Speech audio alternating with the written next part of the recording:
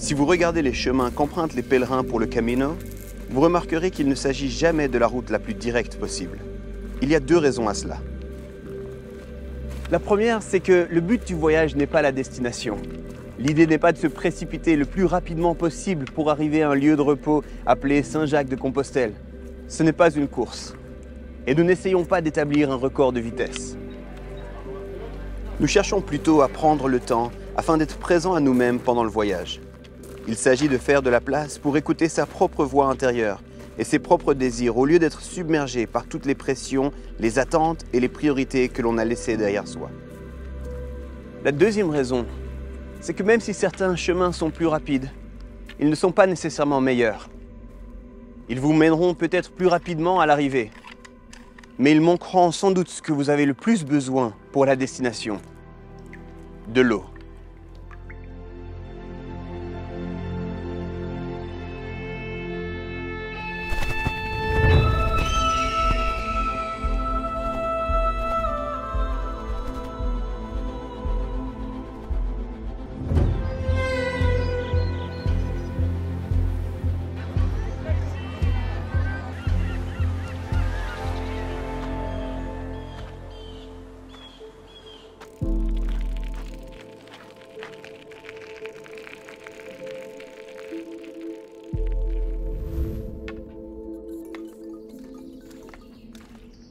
Le Camino est un voyage marqué par la soif. Notre besoin d'eau et de ravitaillement est le facteur décisif des routes que nous empruntons et des endroits où nous nous arrêtons. Que nous le réalisions ou pas, il en va de même de nos vies en dehors du Camino. Elles sont influencées par notre besoin d'eau. Des sources qui sont pleines de vie, pleines de repos et pleines de sens. Parfois, ces sources sont comme des puits profonds, des relations avec des proches que nous chérissons, ou alors des loisirs, ou simplement des expériences qui nous font nous sentir pleinement vivants.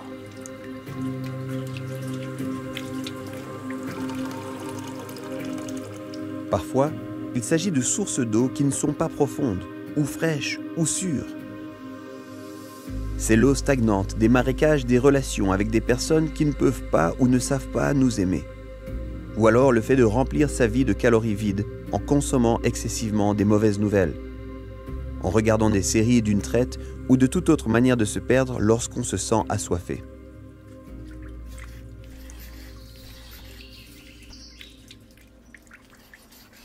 Notre voyage va peut-être dans la bonne direction, mais il nous a tellement éloignés d'une source d'eau que nous avons simplement du mal à continuer. Dans l'évangile de Jean, il y a cette belle histoire où Jésus, qui traverse la Samarie, décide alors de s'arrêter pour boire.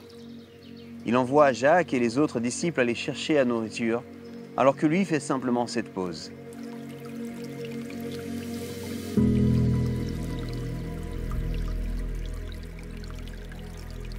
Dans l'Antiquité, la corvée d'eau était assurée par les femmes de la communauté afin de répondre aux besoins de leur famille. Alors, chaque matin, elles se rendaient ensemble au puits et remplissaient leurs seaux pour la journée. Cependant, lorsque Jésus s'arrête à ce puits, il est midi, le moment le plus chaud de la journée. La seule raison de venir au puits à cette heure-ci est si l'on n'est pas le bienvenu parmi ceux qui s'y rendent le matin. Alors que Jésus est assis là, une Samaritaine s'approche et Jésus lui demande de puiser de l'eau pour lui. Elle est choquée. Dans leur culture, les Juifs ne boiraient pas dans une tasse samaritaine et les hommes ne parleraient pas aux femmes dans une telle situation.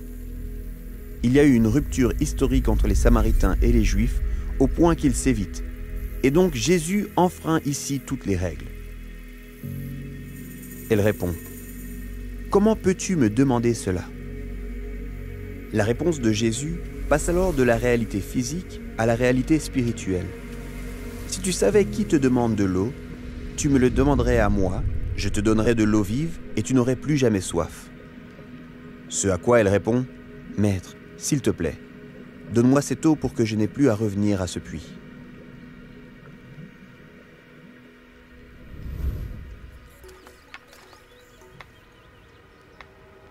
À ce stade, il ne s'agit plus tellement d'une conversation sur la dimension pratique de la gestion de l'eau. Il s'agit bien plus de savoir comment elle peut cesser de ressentir l'insatisfaction et la déconnexion que sa soif lui a apporté. Sa vie est devenue un désordre, rempli de blessures et de chagrins d'amour, ce qui l'a laissé assoiffé. Pas une soif d'eau, mais la soif d'être aimé, qui marque la plupart de nos vies.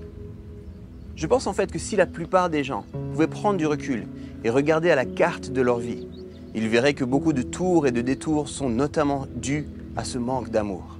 Vous savez, lorsqu'on se retrouve un peu perdu dans notre marche, on réalise alors qu'on va vers des flaques d'eau ou alors des ruisseaux peu profonds, plutôt que d'aller vers cette source fraîche d'amour.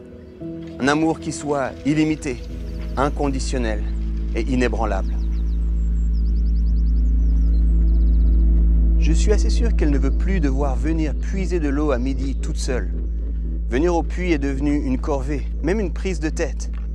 Sans qu'on ait tous les détails, elle s'est retrouvée déconnectée de sa communauté. Elle est isolée et un peu honteuse sans doute.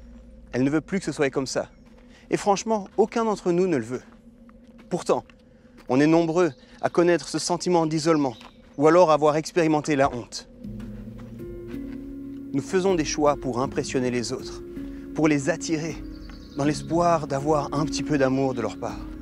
D'ailleurs, nous acceptons n'importe quel amour que nous trouvons. Nous cherchons des solutions temporaires à nos problèmes permanents. D'une façon ou d'une autre, nous revenons encore et encore au puits.